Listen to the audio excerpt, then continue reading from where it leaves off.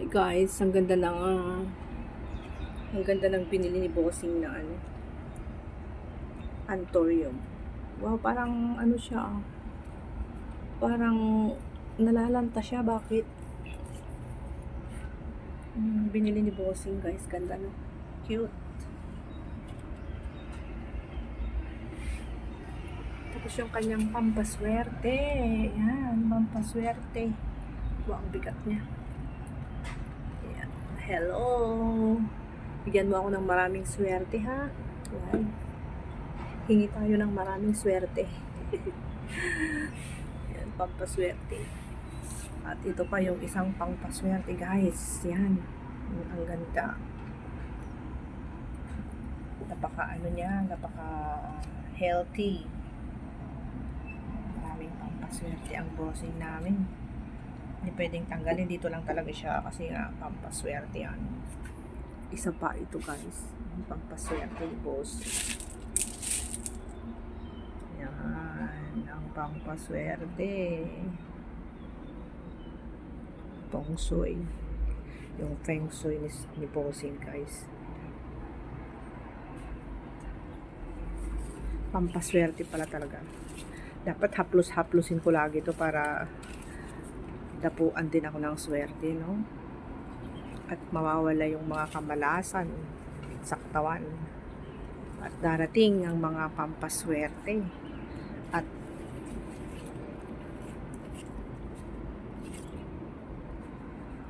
ayan.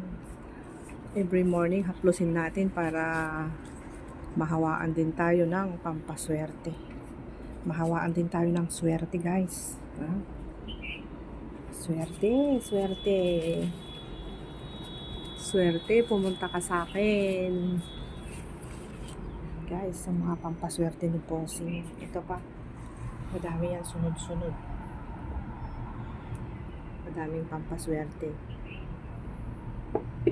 Siyempre, paggising natin sa umaga, kailangan natin haplos-haplosin ng mga pampaswerte ni Bossing para naman madapuan tayo ng sangkatutak na swerte. O, di ba?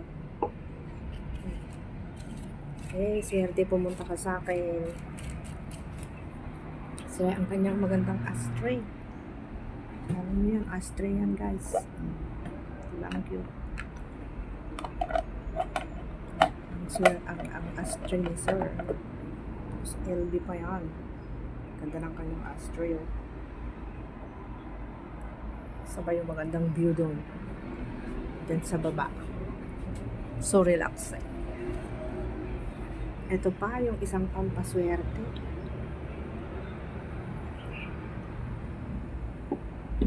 Kailangan everyday natin haplosin para maambunan din tayo ng swerte. Pampaswerte. Pampaswerte. Pampaswerte lahat yan. Ayan guys. So, yung mga swerte ay dadapo na sa atin. Dadapo na sa akin. At tutumugin na tayo ng swerte.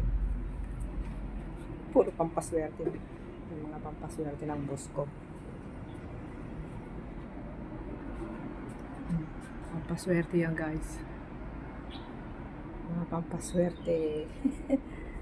Sana maambagan ako ng swerte.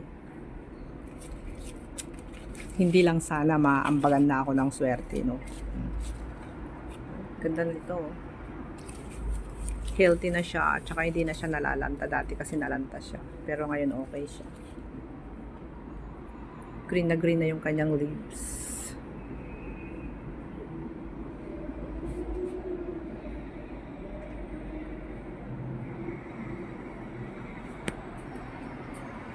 Yeah, ang lamig ng panahon ngayon.